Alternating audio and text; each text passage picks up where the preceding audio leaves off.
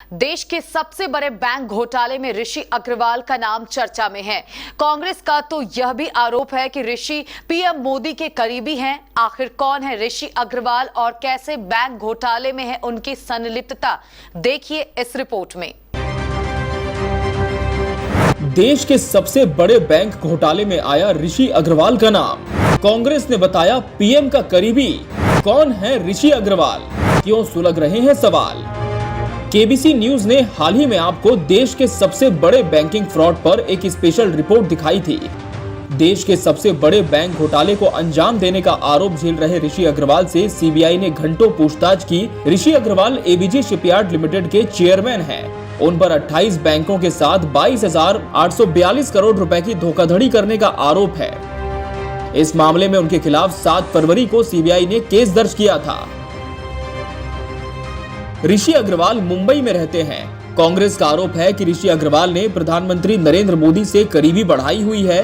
कांग्रेस ने आरोप लगाया था कि अक्टूबर 2007 में एबीजी शिपयार्ड को 1.21 लाख वर्ग मीटर की जमीन आधे दाम में दी गई थी। कांग्रेस ने ये आरोप सीएजी की रिपोर्ट के आधार पर लगाए थे। 15 मार्च 1985 में शुरू हुई एबीजी शिपयार्ड जहाज बनाने और मरम्मत करने का काम करती है। इसका रजिस्टर्ड ऑफिस गुजरात के अहमदाबाद में है। ABG shipyard limited ABG group की फ्लैगशिप कंपनी है। इसका शिपयार्ड गुजरात के दाहेज और सूरत में है।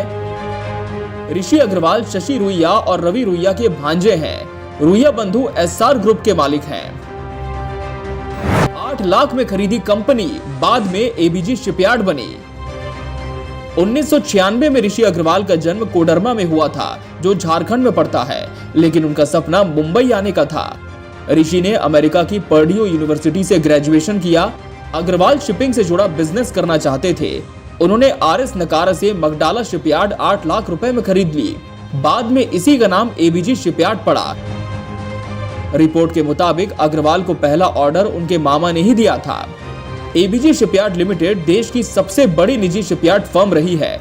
कंपनी 16 साल में 165 से ज्यादा जहाज बना चुकी है, जिसमें से 45 दूसरे देशों के लिए बनाए हैं। ये नौसेना और कोस्ट गार्ड के लिए भी जहाज बना चुकी है।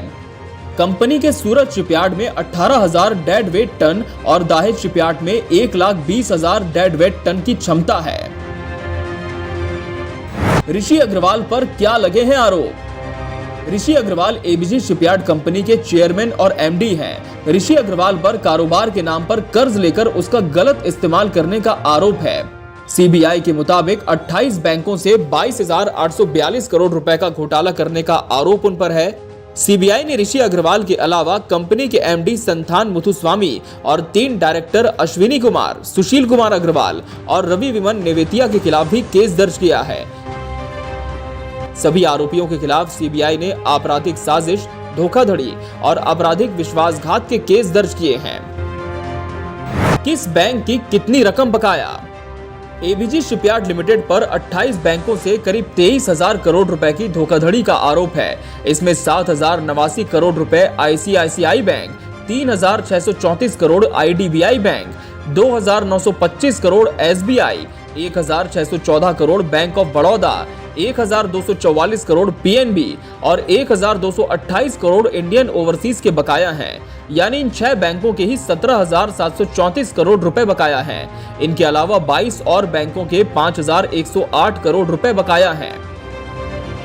क्यों कहा जा रहा है इसे देश का सबसे बड़ा फ्रॉड।